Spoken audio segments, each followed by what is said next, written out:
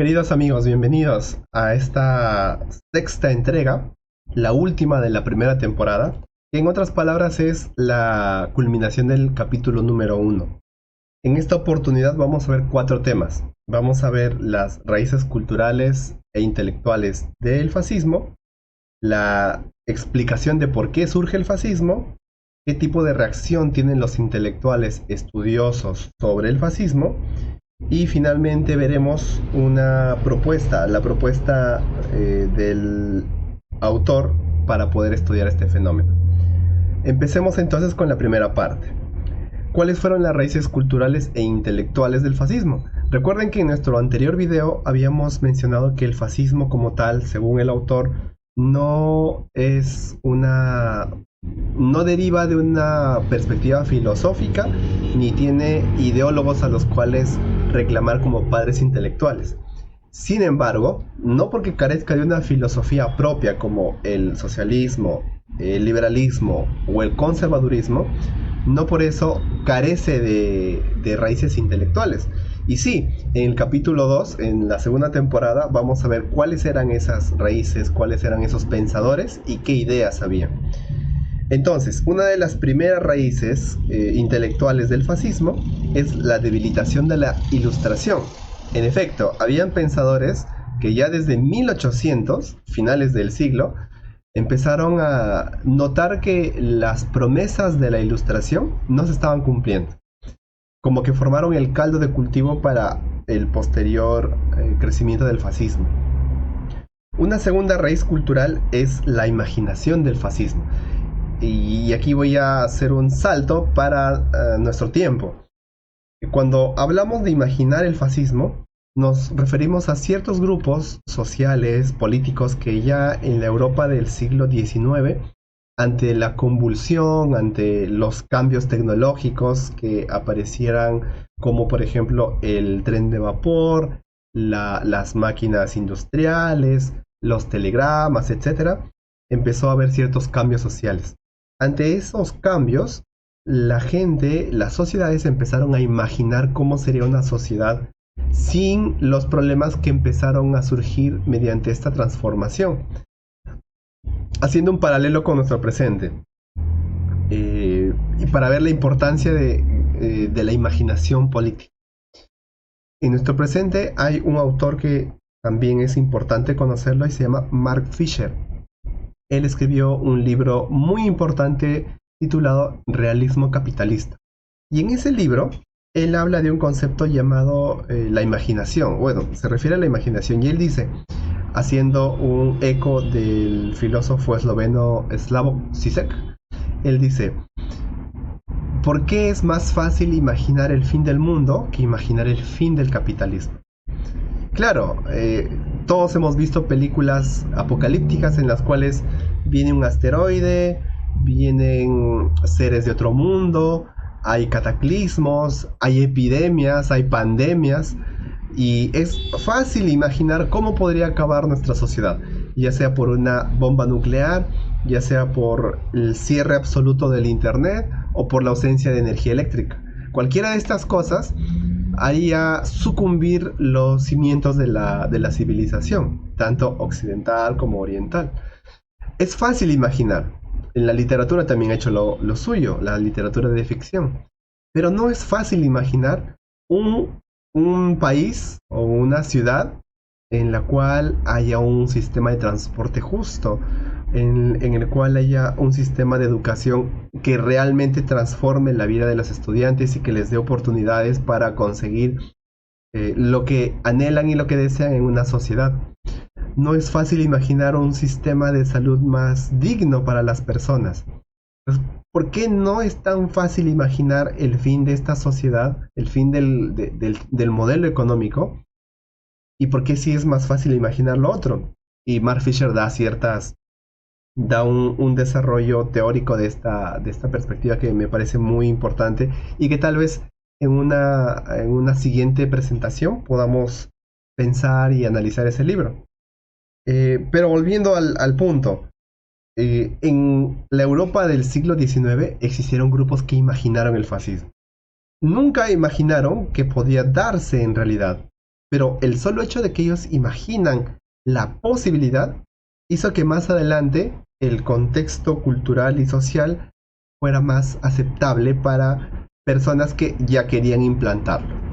Y una tercera raíz cultural es la explotación de las emociones. Y aquí no vamos a referirnos a la socióloga Eva Ayus, que hace un análisis sociológico de las emociones, sino vamos a mencionar a muchos sociólogos. En el capítulo 2 vamos a hablar qué emociones había, qué las ocasionaban y cómo los políticos instrumentalizaron de manera eficaz estas emociones. Estas fueron las tres raíces culturales e intelectuales que le dieron un soporte, un sostén, un contexto al fascismo. Ahora bien, los observadores de este fenómeno se preguntaron ¿por qué ha aparecido? Los marxistas tienen la interpretación clásica del fascismo. Según ellos, el fascismo aparece porque aparece una crisis del capitalismo que ya no puede seguir generando explotación, que ya no puede seguir generando capital, ya no tiene las mismas capacidades y el aparato legal ya no le da la misma garantía. Entonces aparece el fascismo como una especie de brazo musculoso que impulsa la producción capitalista. Eso es lo que afirman a grandes rasgos los marxistas. En cambio, los liberalistas consideran que el fascismo aparece como una incapacidad de la sociedad civil y del Estado liberal para enfrentar los desafíos, los problemas que se aparecen en determinado contexto. Recordemos que la Primera Guerra Mundial para Europa fue una de las peores catástrofes a nivel económico, político, a nivel social, cultural, intelectual. Ahora, en tercer lugar están las reacciones de los intelectuales. Y hemos visto cómo entendieron el origen del fascismo. Ahora según el autor, hay que ver cómo se piensa el fascismo. Una primera forma de entender el fascismo es el nominalismo, según el autor. Es decir, existió un fascismo en Alemania, otro en Italia, uno parecido en España, algunos brotes de fascismo en Portugal, otros en Hungría. Entonces, al haber una diversidad de fascismos, algunos autores como Sternhell dicen no es útil utilizar este término, así que descartémoslo. Nuestro autor Paxton está en contra de esa propuesta y les voy a leer una frase. Él dice: este libro rechaza semejante nominalismo. El término fascismo ha de rescatarse del uso impreciso, no desecharse a causa de él. Sigue siendo indispensable. Y en soporte de su argumentación, él habla de la utilización del comunismo todavía como término genérico.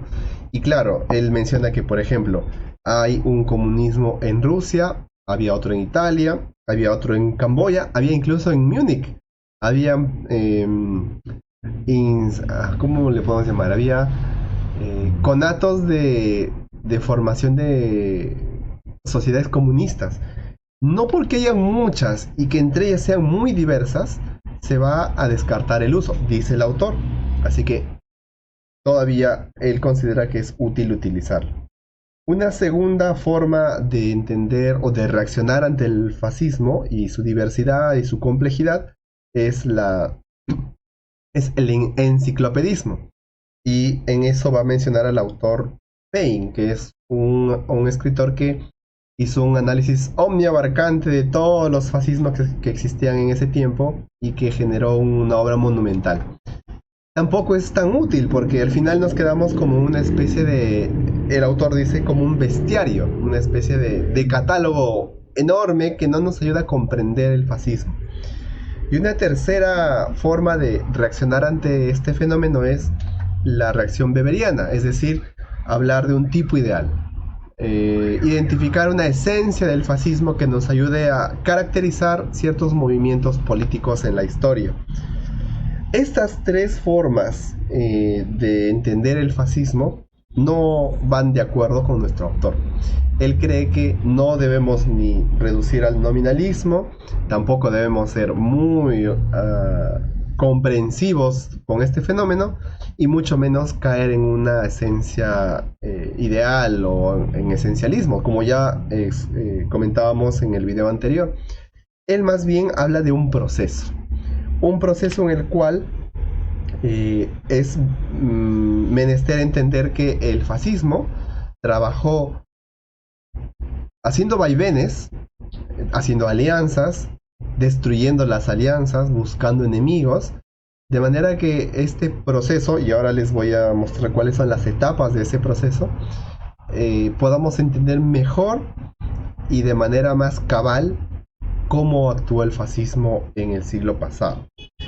Él va a utilizar, por ejemplo, o va a mencionar las alianzas que tuvo este fascismo. Por ejemplo, si bien los conservadores detestaban a los fascistas por ser, entre comillas, y según sus expresiones, vulgares, viles, soeces, a pesar de eso los utilizaron. ¿Por qué? Y aquí valdría recordar un chiste que hizo Capusotto en sus videos sobre cómo es mejor aceptar lo que sea antes de que el comunismo venga. Hay un sketch que se llama Fascismo, que es cortito, de 2 minutos, que explica con total claridad lo que voy a mencionar ahora. La mayoría de conservadores estaban seguros de que el comunismo era peor. O sea, el fascismo para los conservadores era malo, absolutamente. Pero sabían que el comunismo era peor. No por una cuestión moral, es decir, no era que los comunistas sean más viles o más canallas, no. Sino que el comunismo en ese contexto pedía la reestructuración absoluta de la jerarquía social. La estructura social debía destruirse desde sus cimientos para generar una nueva sociedad. En ese sentido, los conservadores creían que el comunismo era peor. Y en efecto, era peor. Y por eso hicieron alianzas. Luego, en la temporada 2, veremos con quiénes hicieron alianzas, qué les pasó a estas personas intelectuales, políticos, colectividades. Entonces, por eso es preciso entender que no es suficiente con un tipo ideal, no es suficiente con abandonar el término, ni tampoco es suficiente con abarcarlo todo. Según el autor, es mejor analizar el proceso. Entonces, ¿cuál es la propuesta del autor? El autor dice: propongo pues que examinemos al fascismo en un ciclo de 5 etapas. 1. La creación de los movimientos. Como vimos en el video 1, cómo surge este movimiento y quiénes conformaban el mismo. 2. Su arraigo en el sistema político. Una cosa es que 100 personas se levanten hoy en la Plaza San Martín y digan: vamos a fundar la restauración del Tahuantinsuyo. Esa es una cosa. Y otra cosa es que eso pase a ser movimiento político. El fascismo como tal apareció con un conjunto de gente violenta, gente decepcionada de la política de su tiempo, frustrada. Había un conjunto de gente idealista también. No todos los fascistas en su origen, en su fundación me refiero, querían hacer limpieza racial, querían industrializar la muerte.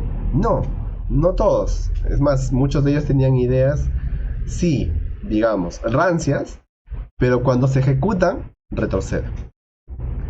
No. Entonces hay que ver cómo se arraiga este movimiento en un sistema político. 3. Cómo toman el poder.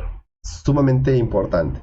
4. ¿Cómo se ejecuta este poder? ¿Cuál es el ejercicio del poder? Recuerden que dentro de sus propuestas los fascistas tenían petitorios o medidas izquierdistas. Ya hemos hablado de eso en anteriores videos.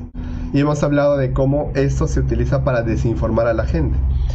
Hay que entender cómo ejercieron el poder. ¿Qué hicieron? Desde el inicio de su mandato hasta la solución final. Y 5, y por último, a largo plazo, durante el cual el régimen fascista elige radicalización o entropía. Es decir, el ejercicio del poder llega a un punto en el cual hay una radicalización absoluta.